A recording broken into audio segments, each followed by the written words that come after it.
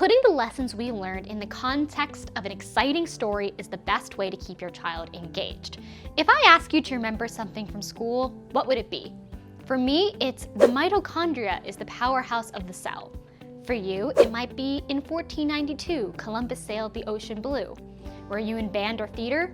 Do, re, mi, fa, sol, la, ti, do is probably in your vocabulary now. The lessons that stick with us in our 20s, 30s, and beyond are often the ones that were paired with the concept of storytelling. Not just math problems where Johnny buys 23 watermelons, but ones where the problems themselves are integrated into things we experience in our daily lives. The trouble is, the modern classroom is set up for facts, not storytelling, not interaction, and not exploration. We still drill multiplication tables the same way we did 30 years ago, with a sheet of paper and endless repetition. But there is a better way. Current technology allows us to provide a far more interactive and effective way of teaching children, even allowing for abstract concepts like math and science to be put in language that they will understand. If your kid is struggling with class, here are some simple and effective ways to get them more engaged and learning more, better,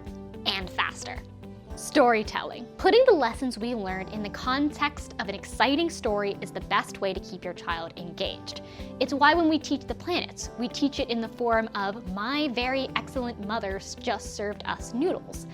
A child is far more likely to remember these vivid images that they've likely experienced far more than just a list of names. That's where utilizing games like Dino Tim comes in. Games like Dino Tim will take abstract concepts like math and put them in the context of an exciting, child-friendly story that kids are excited to engage in. In this case, Dino Tim needs to rescue his family, and he will do so by solving math problems, and your child gets to help him along the way. For example, Dino Tim may need to unlock a door in order to get a new tool for his mission. So what does he do? Asks your child to solve some multiplication tables to help him with the task. In the future, when they need to solve multiplication tables on tests or even in their daily life, they're far more likely to remember the steps they took to actually solve the problem. Exploration. The best stories are memories. Chances are, even as an adult, you remember sleepovers with your friends. You remember playing games with your parents, and you remember exploring your neighborhood. Chances are, the lessons you learned during events like that with your friends, family, and environment are the ones that stick with you in the long run. That's where personalization and exploration comes in. When a lesson feels unique to you and your experience, that you uncovered it independently, you're far more likely to remember it. What does that mean in practicality? Get out there with your kids.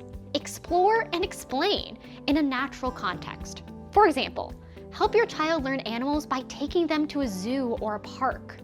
Don't have easy access to a zoo? Apps like iNaturalist turn even your backyard into a safari.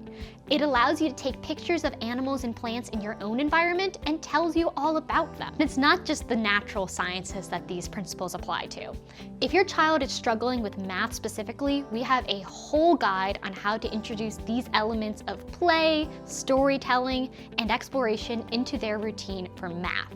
Check it out at smartbubblegum.com.